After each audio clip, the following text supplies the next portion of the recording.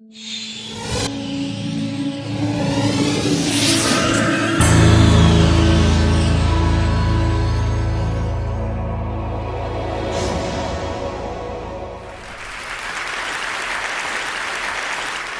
topic is on economic growth in China and India, and the question I want to explore with you is whether or not democracy has helped or has hindered economic growth.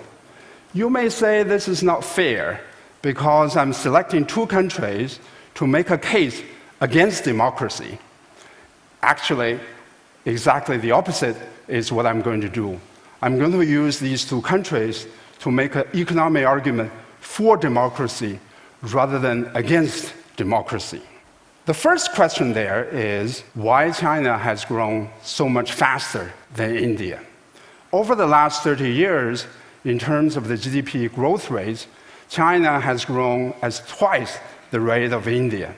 In the last 5 years, the two countries have begun to converge somewhat in economic growth, but over the last 30 years, China undoubtedly has done much better than India.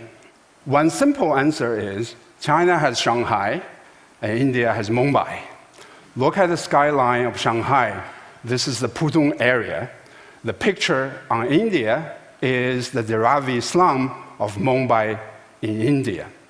The idea there is, behind these two pictures, is that the Chinese government can act above rule of law.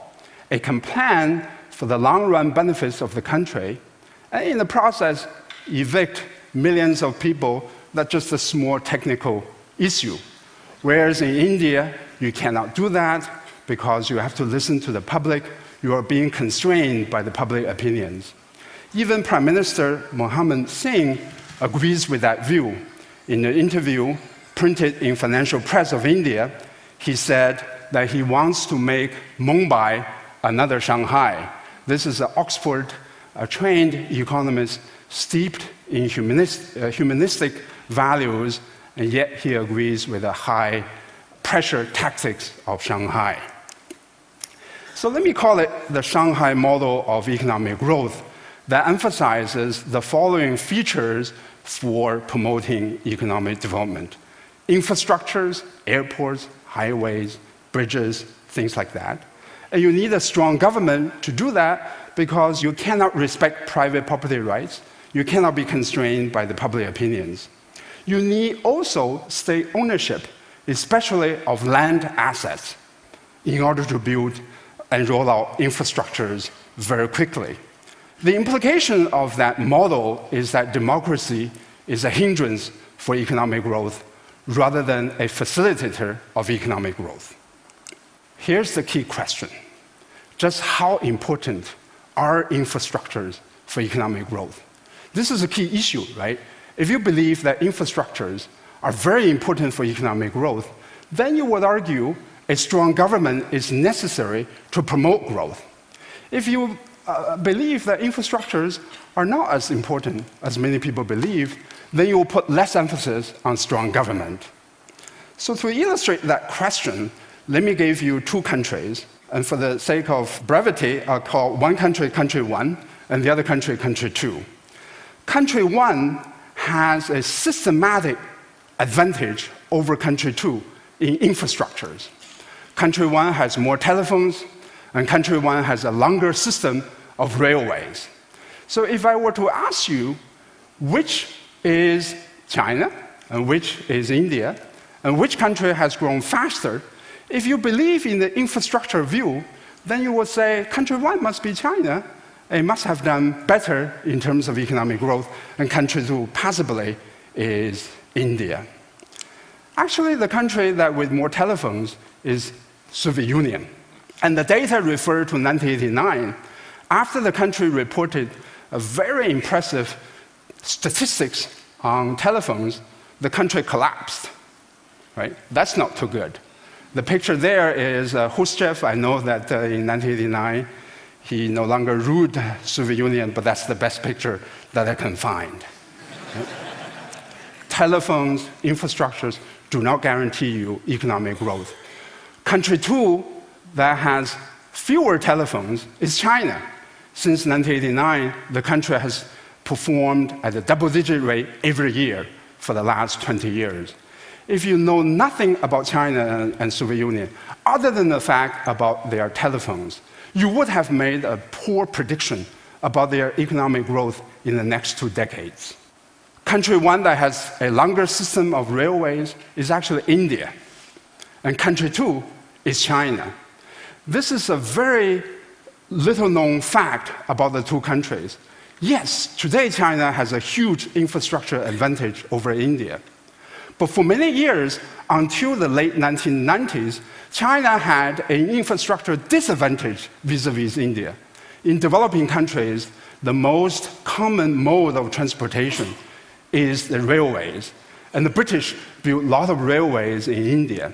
India is a smaller of the two countries, and yet it has a longer system of the railways until the late 1990s. So clearly, infrastructure doesn't explain why China did better before the late 1990s as compared with India.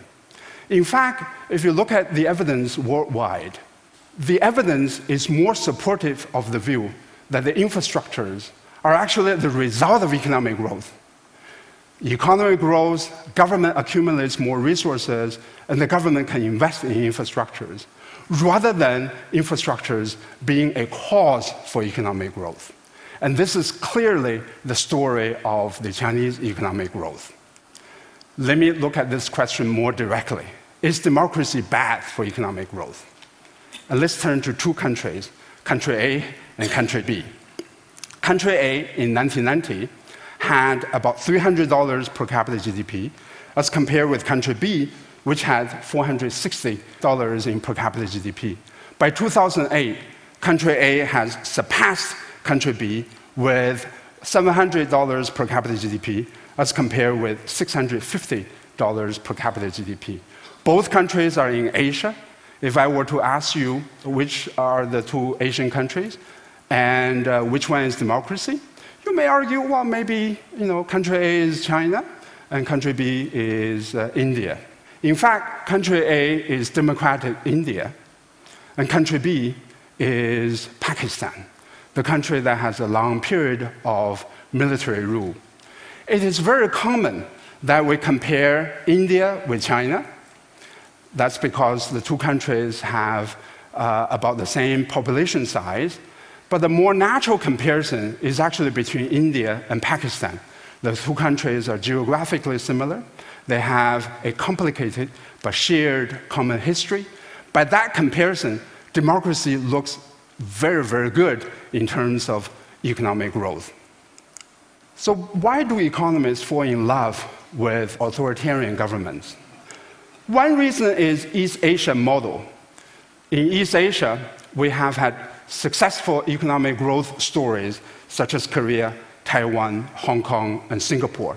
Some of these economies were ruled by authoritarian governments in the 60s and 70s and 1980s.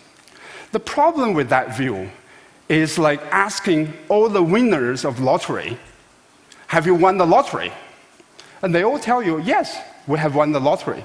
And then you draw the conclusion, the odds of winning lottery are 100%. Right? The reason is you never go out and bother to ask the losers who also purchased lottery tickets and didn't end up with winning the prize. For each of these successful authoritarian governments in East Asia, there's a matched failure. Korea succeeded, North Korea didn't. Taiwan succeeded, China under Mao Zedong didn't. Burma didn't succeed, the Philippines didn't succeed.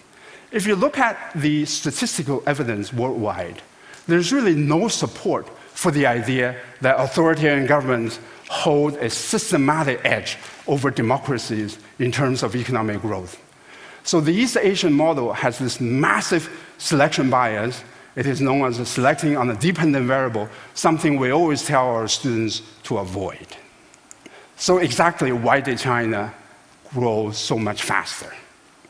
I'll take you to Cultural Revolution, when China went mad, and compare that country's performance with India under Indira Gandhi. The question there is, which country did better China or India? China was during the Cultural Revolution. It turns out even during the Cultural Revolution, China outperformed India in terms of GDP growth by average about 2.2% every year in terms of per capita GDP. So that's when China was mad. The whole country went mad.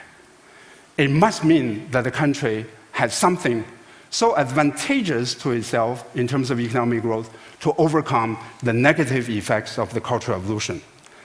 The advantage the country had was human capital. Nothing else but human capital. This is the World Development Index indicator data in the early 1990s, and this is the earliest data that I can find. The adult literacy rate in China is 77% as compared with 48% in India. The contrast in literacy rate is especially sharp between Chinese women and Indian women. Okay? I haven't told you about the definition of literacy. In China, the definition of literacy is the ability to read and write 1,500 Chinese characters. In India, the definition of literacy, operating definition of literacy, is the ability, the grand ability, to write your own name in whatever language you happen to speak. The gap between the two countries in terms of literacy is much more substantial than the data here indicated. If you go to other sources of data, such as Human Development Index, that data series go back to the early 1970s, you see exactly the same contrast. China held a huge advantage in terms of human capital vis-à-vis India. Life expectancy, as early as 1965, China had a huge advantage in life expectancy. On average, as a Chinese in 1965, you lived 10 years more than an average Indian. So if you have a choice between being a Chinese and being an Indian, you will want to become a Chinese in order to live 10 years longer. If you make that decision in 1965, the downside of that is the next year we have Cultural Revolution. So you have to always think carefully about these decisions. If you cannot choose your nationality, then you will want to become an Indian man. Because as an Indian man, you have about 2 years of life expectancy advantage vis-à-vis Indian women. This is extremely strange fact. It is very rare among countries to have this kind of pattern. It shows the systematic discrimination and biases in the Indian society against women. The good news is by 2006, India has closed the gap between men and women in terms of life expectancy. Today, Indian women have a sizable life expectancy edge over Indian men. So India is reverting to the normal. But India still has a lot of work to do in terms of gender equality. These are the two pictures taken of garment factories in Guangdong province and garment factories in India. In China, it's all women. 60 to 80% of the workforce in China is women in coastal part of the country, whereas in India, it's all men. Financial Times printed this picture of Indian textile factory with the title, "India Poised to Overtake China in Textile." By looking at these two pictures, I say, no, it won't overtake China for a while. If you look at other East Asian countries, women there play a hugely important role in terms of economic takeoff, in terms of creating the manufacturing miracle associated with East Asia. India still has a long way to go to catch up with China. Then the issue is, what about Chinese political system? You talk about human capital, you talk about education and public health. What about the political system? Isn't it true that the one-party political system has facilitated economic growth in China? Actually, the answer is more nuanced and subtle than that. It depends on a distinction that you draw between statics of the political system and the dynamics of the political system. Statically, China is a one-party system, authoritarian, there's no question about it. Dynamically, it has changed over time to become less authoritarian and more democratic. When you explain change, for example, economic growth is about change. When you explain change, you use other things that have changed to explain change. rather than using the constants to explain change. Sometimes a fixed effect can explain change, but the fixed effect only explains changes in interaction with the things that changed. In terms of the political changes, they have introduced village elections, they have increased the security of proprietors, and they have increased the security with the long-term land leases. There are also financial reforms in rural China. There is also a rural entrepreneurial revolution in China. To me, the pace of political changes is too slow, too gradual. And my own view is that the country is going to face some substantial challenges because they have not moved further and faster on political reforms. But nevertheless, the system has moved in a more liberal direction, moved in a more democratic direction. You can apply exactly the same dynamic perspective on India. In fact, when India was growing at Hindu rate of the growth, about 1%, 2% a year, that was when India was least democratic. Indira Gandhi declared emergency rule in 1975. Indian government owned and operated all the TV stations.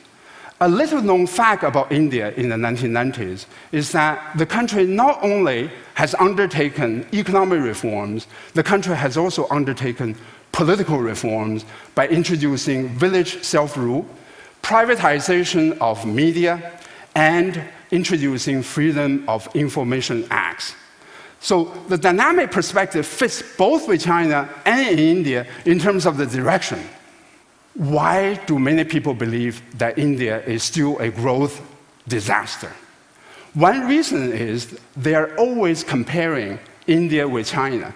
But China is a superstar in terms of economic growth. If you are an NBA player and you are always being compared to Michael Jordan, you're going to look not so impressive, but that doesn't mean that you're a bad basketball player. Right? Comparing with superstar is the wrong benchmark. In fact, if you compare India with the average developing country, even before the more recent period of acceleration of Indian growth, now India is growing between 8 and 9%. Even before this period, India was ranked 4th in terms of economic growth among emerging economies. This is a very impressive record indeed. Let's think about the future, the dragon vis-a-vis the elephant.